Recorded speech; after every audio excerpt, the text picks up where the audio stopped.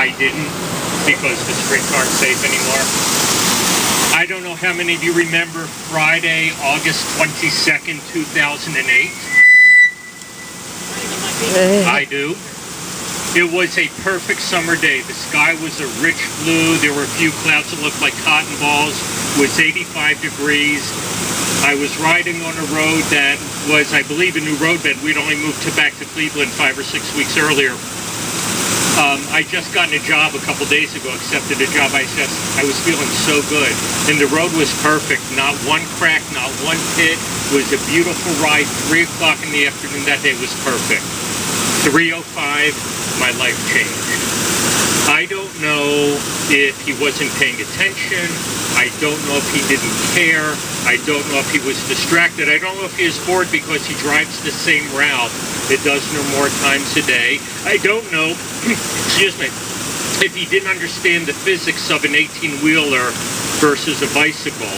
I don't know if he didn't, as somebody else says, see me as a light. But a driver in an 18-wheeler chose to pass me in my lane, and as the back of the truck got to me, he struck me, pulled me from my bike, ran over my arm. And it is only by some ungodly miracle that I survived. And I'm not the same. I can't be the same. Physically, I'm not the same. It's very frightening for me. I took my first ride of the season this past Friday in central Pennsylvania, a beautiful trail. I had incredible anxiety for 24 hours before because I had to get back on my bike. Emotionally, I'll never be the same. And all of us here have that same kind of story. And these are powerful stories. And we have, because we share that story, we have a special obligation. And we may have complete street initiatives, we may be growing here in the cycling scene, but the reality is we live in a cycling unaware country, and Greater Cleveland is, I have discovered, a lot of other people have told me, at best still a cycling unfriendly city, and in many cases a cycling hostile city, and that's not okay. Some of you may know, I'll get to that in a second, when I was still in the hospital, my wife was very dissatisfied about the way that the Solon Police Department was handling some things with my case. And she went and spoke to one of the lieutenants, who happens to be a cyclist. And he said, well, you know, there really isn't much more to do because as cyclists, we're just guests on the road. Yeah. And this is a lieutenant in the police department. And we've been told that we're second-class citizens. Some of you will be familiar with the name Dave Zabriskie. Dave is a professional rider, started riding in 2001. He's currently ranked 149th on the international circuit. In 2003, Dave was in his third bike versus car accident. He was riding his favorite ride in his home state of Utah, and he is on the way home, and somebody in an SUV turned into him, and he was sent sailing through the air. Surgeries, cadaver bones, didn't know if he would ever walk again. He was in a wheelchair for a while, and he fought back really hard, and it was ugly for him and for his wife, Randy. And in 2005, after all of his hard work in the Tour de France, Dave came back and he set the world's record for a time trial. He took that record away from Lance Armstrong by a margin of 2 seconds. And his record still stands. But this is what Dave said, and it's very poignant. It resonated with me.